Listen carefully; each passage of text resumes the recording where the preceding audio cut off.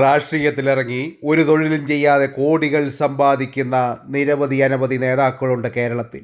എന്നാൽ അവരിൽ നിന്ന് വളരെയേറെ വ്യത്യസ്തനായ ഒരു യുവ നേതാവ്. നമസ്കാരം പ്രിയമുള്ളവരെ. ജീവിതത്തിലെ ചില തീരുമാനങ്ങൾ നടപ്പിലാക്കാൻ കഴിയുമ്പോൾ നമുക്ക് ഏറെ സന്തോഷവും അതിലേറെ അഭിമാനവും ഉണ്ടാകാറുണ്ട്. അതുപോലൊരു സന്ദർഭം പങ്കുവെക്കുന്നതിനാണ് ഈ വീഡിയോ. ഞാൻ പൊതുപ്രവർത്തന രംഗത്തേക്ക് കടന്നു വന്നപ്പോൾ വരുമാനത്തിന് തൊഴിൽ, രാഷ്ട്രീയം സേവനം എന്നതാകണം പുതിയ തലമുറയുടെ, പുതിയ കാലഘട്ടത്തിൻ്റെ മുദ്രാവാക്യം എന്ന് ഞാൻ പറഞ്ഞിരുന്നു. ആ പാതയിൽ നടക്കാൻ പരിശ്രമിച്ചിട്ടുള്ള ഒരാളാണ് ഞാൻ. പിന്നീട് എനിക്ക് ജനപ്രതിയായി മത്സരിക്കാനും MLA ആകാനും പാർട്ടി അവസരം തന്നു. തിരഞ്ഞെടുക്കപ്പെട്ട അന്ന് തന്നെ ഞാൻ ആഗ്രഹിച്ച ഒരു കാര്യമാണ്, MLA എന്ന നിലയിൽ എനിക്ക് സർക്കാരിൽ നിന്നും കിട്ടുന്ന ശമ്പളം ജനങ്ങൾക്ക്, സമൂഹത്തിന് തിരിച്ചു കൊടുക്കാൻ കഴിഞ്ഞിരുന്നെങ്കിൽ എന്ന്.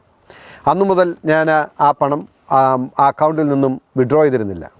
ഇതിപ്പോൾ 4 വർഷം കഴിഞ്ഞ് അത് 25 ലക്ഷം രൂപ തികയാണ്.